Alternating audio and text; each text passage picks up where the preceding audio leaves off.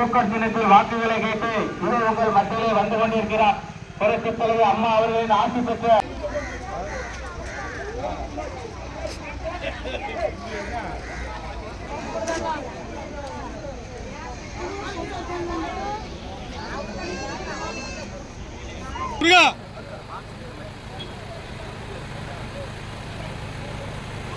புரட்சித் தலைவர் அம்மா அவர்களின் ஆட்சி பெற்ற சின்னம் இது நமது மத்தியிலே வந்துவிட்டார்.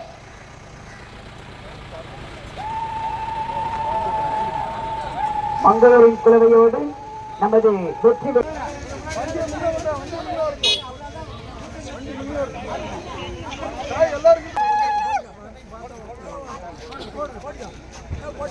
வரிசை எண் 5 அமைந்துள்ள குக்கர் சின்னத்தில் உங்களது பொன்னான வாக்குகளை அள்ளி தாருங்கள் என கேட்டு இது நமது அம்மாவின் ஆட்சியோடும் புரட்சித் தலைவர் ஆட்சியோடும் உங்களோட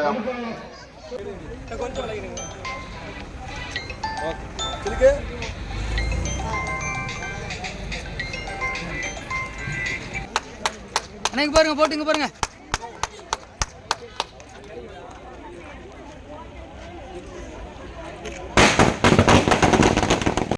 150 நாளாக உங்களுக்கு வேலை வாய்ப்பு உறுதியளிக்கப்படும். 150 நாளும் வேலை தரப்படும்.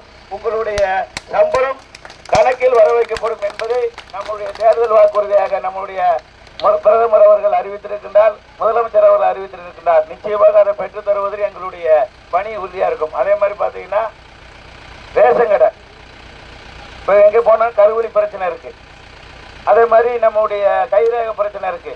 இதையெல்லாம் அரசிட்ட எடுத்து சொல்லி நம்முடைய முதியோர்கள் நம்மளுடைய தாய்மார்கள்லாம் அலையாத வண்ணம் அதை ஈஸியாக அங்கிட்டு காலையில் அங்கே போய் 11 மணி வரைக்கும் காத்து கிடந்து சங்கடமான ஒரு நம்ம சூழ்நிலை இருக்கு.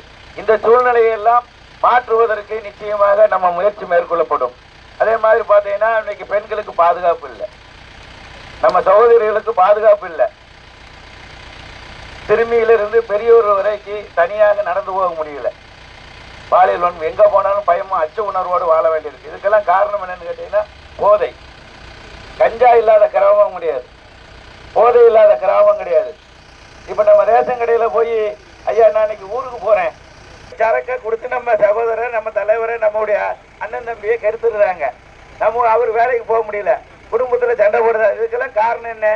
12 மணிக்கு தானே கடை திறக்கணும் வச்சிருக்கியா, ஏங்க எங்களுக்கு ரேஷன் கடையை நேரத்தோட திறந்து சரக்கு கொடுத்தான்னு அதை செய்ய முடியுமா உங்களால?